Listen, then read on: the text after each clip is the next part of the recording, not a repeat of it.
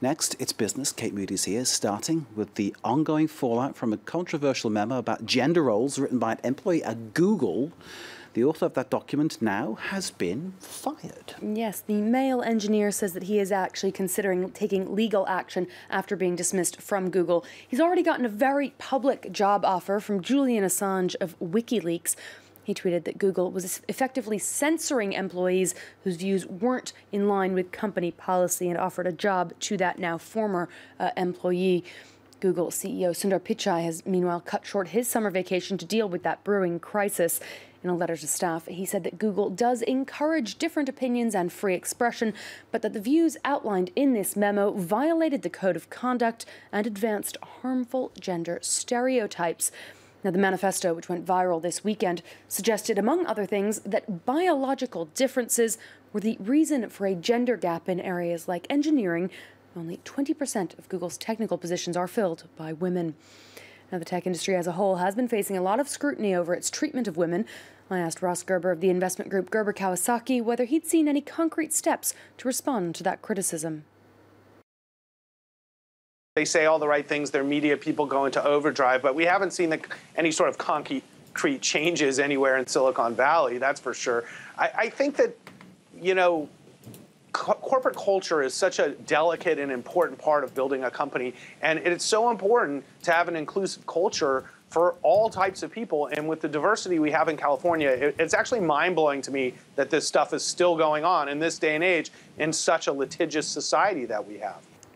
Let's check in on the day's trading action now. The major European indices closed higher this Tuesday. The DAX leading with gains of almost 1/3%. The CAC 40 a little bit less at 0.2.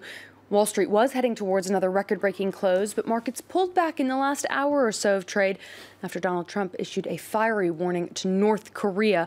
The Dow Jones falling short of a 10th consecutive session of gains there, closing down just a fraction there.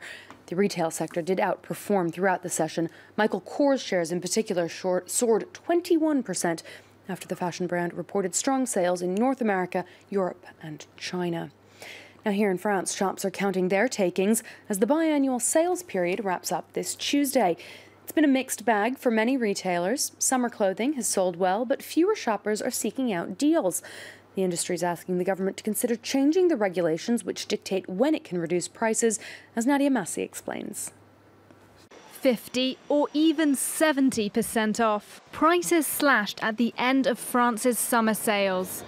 Shoppers took advantage of the last few hours before the stores closed to hunt down some final bargains. I'm buying a pair. I'm very happy. I'm taking advantage right up to the last minute. For retailers, it's not been an easy season. Shopper numbers are down 1.3% compared to last year.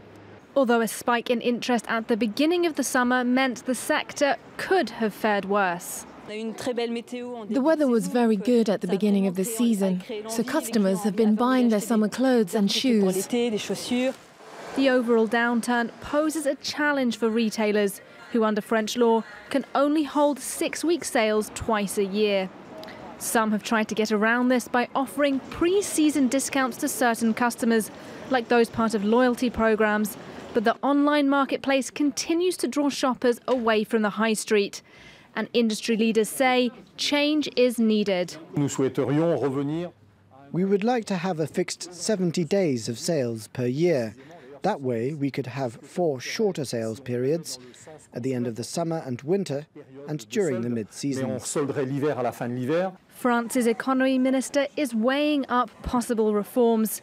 He'll meet with industry leaders next month to draw up a strategy to reel consumers in for the winter sales. There you go, a call from the government to do more shopping, Mark. OK, that's a very good call indeed. One to be heeded by Kate, I expect. That wasn't sexist, was it? It's not. I like shopping too, it's great, you know. We'll leave it at that.